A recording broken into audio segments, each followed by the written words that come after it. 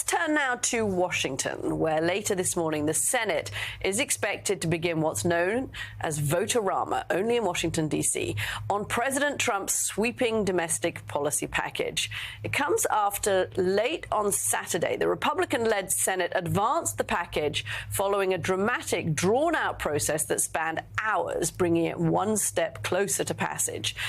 It narrowly advanced after Majority Leader John Thune and Vice President J.D. Vance struck a deal with the holdouts. Trump also stayed in Washington over the weekend to engage in the whip effort, calling senators and hosting meetings. Ultimately, the vote was 51-49, with two Republicans, Senator Thom Tillis, who you heard earlier, and Rand Paul joining all the Democrats in opposition.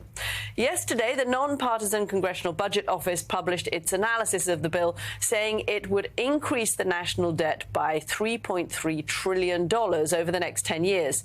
It's also projected that the proposed legislation would lead to more than 11 million people losing their health insurance by the year 2034. Minority Leader Chuck Schumer spoke on the Senate floor on Sunday, accusing Republicans of falsifying the math to get the bill across the finish line. CBO just this morning said it will explode the debt by $3.3 trillion. And they said it will likely cost more over time. More than that, closer to $4 trillion. Rather than be honest with the American people about the true costs of their billionaire giveaways, Republicans are doing something the Senate has never done before, deploying fake math and accounting gimmicks to hide the true cost of their bill. Meanwhile, he's back. Elon Musk renewed his own attacks on the legislation. The Tesla CEO and former Trump advisor launched a series of criticisms over the weekend, calling the bill, quote, utterly insane and destructive. Musk also referred to the bill as political suicide for the Republican Party, amplifying a poll that suggests it's politically unpopular. So let's discuss all of this, bringing in managing editor of The Bulwark, Sam Stein, MSNBC senior Washington correspondent, co-host of The Weekend, Eugene Daniels, doing great work on Way Too Early this morning. Thank you, Eugene. Congressional reporter for The Hill, Michael Snell, and MSNBC contributor and author of the book, How the Right Lost Its Mind, Charlie Sykes. Eugene, you've been covering this, of course, all weekend. The vote-a-rama, what's the time frame? First of all, why do we call it a vote-a-rama? Does Washington have to have a name like this for everything? It's like every time there's a storm, it's got some kind of new nickname. Anyway, we're about to start the vote-a-rama. When does it get through? When do we get a sense of whether this gets to the president's desk by July the 4th? Yeah, we got to have fun in D.C. somehow, and that's by making ridiculous names that's for fun. ridiculous That processes. counts as fun in Washington. It's sad here. It's sad here. I think, the speed of this is going to depend on, the types of amendments that come through this. The president has thrown up his hands and said, July 4th was like a soft deadline. They can do it before, they can do it after. It seems like it's more likely that it's going to happen after, because remember, it has to go through the Senate and then back to the House. And there are lots of members in the House who still say they have issues, though they will probably vote for it anyway at some point, but it's going to be painful.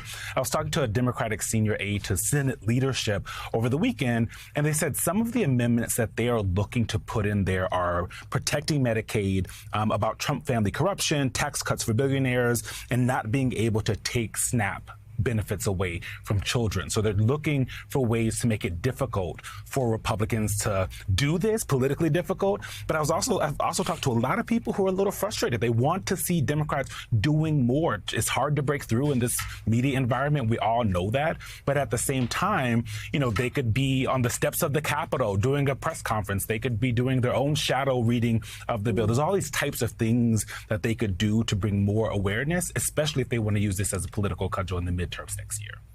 Yeah, Michael, your beat is the House. It comes to the House now. There are plenty of Republicans, too. I mean, Democrats may be fed up with the kind of efforts that they're making to try and block this. But talk to me about the Republicans and what you're hearing. Yeah, so first, Caddy, morning, let's talk about timing. House Majority Whip Tom Emmer sent out an announcement late last night saying that the earliest the House could vote on this bill is Wednesday morning. So that gives you a sense of how long they expect the Senate to take to finish things up and then when they're going to get started in the House. But I have to tell you, if you return on Wednesday and the deadline is Friday, that's not leaving Mike Johnson, the Speaker of the House, a lot of time to work through this mountain of issues he is about to face. I did a lot of reporting on this over the weekend, speaking to a number number of Republican lawmakers, and there are concerns across the conference, from moderates to hardline conservatives. Moderates are really concerned about the level of spending cuts in the bill, particularly when it comes to Medicaid. The Senate's version of this bill has steeper cuts to Medicaid compared to the House's version. A number of them are staking opposition. By my count, at least 6 moderate Republicans say they are not supportive of this bill. The main reason is those Medicaid cuts, but there's also some concerns about the state and local tax deduction cap, and there's also some concerns about the rollback